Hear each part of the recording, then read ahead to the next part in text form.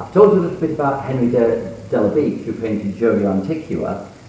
He became a famous geologist. He founded the British Geological Survey, but he isn't the only famous geologist associated with Lyme. We've also got William Buckland, and Buckland was Dean of Westminster, first Professor of Geology at Oxford, reader in mineralogy there, and he knew Mary Anning. He went collecting with Mary Anning and lived in the area for a period of time, and he made some interesting discoveries, and he published a paper about the coprolites, the fossil poo.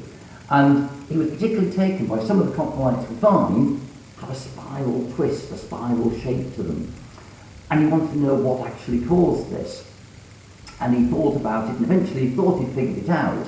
But in science, you need proof. You need to actually show what you think is likely to be the case.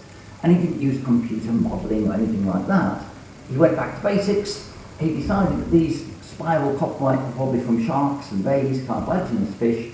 So he got a cartilaginous fish, dogfish, something like that, not a large shark. And he got a big syringe and he washed out the intestine, the gut. And then he filled the syringe up with plaster and he injected the plaster into the intestine. And he made a cast of the intestine, and then he cut the shark open, took out the cast, cleaned it up, and we have one of the casts here. And when he made a cast of the gut, sharks have a spiral valve on the gut, and you get a spiral twist to the cast of the poo inside the gut. And it was exactly the same as what you get on the fossil coprolites. So we think that when you find a coprolite with this spiral twist to it, it's from a shark or a ray or a creature like that.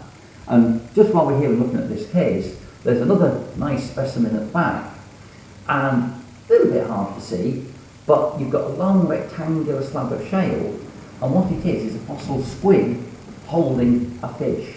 The black sort of elongate pear shape is the ink sac of the squid.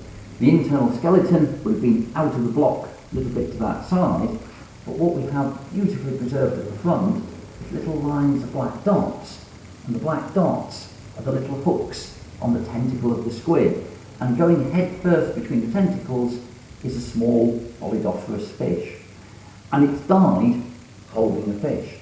And the way we think that happened possibly is the little squid was swimming along in the water, and often at Lyme the sea floor was anoxic, it was stagnant, and there was maybe a kill of fish, and there was dead fish lying in the stagnant water on the sea floor, and the little squid could smell them, and it dived down into deep water, grabbed one of the dead fish and started to eat it because there's no oxygen in the water. So it couldn't breathe, and it was eating its fish, and eventually it died, but it still has the fish touched in its tentacles. So quite a nice specimen that just gives you a little snapshot of a brief moment in the Jurassic seas nearly 200 million years ago.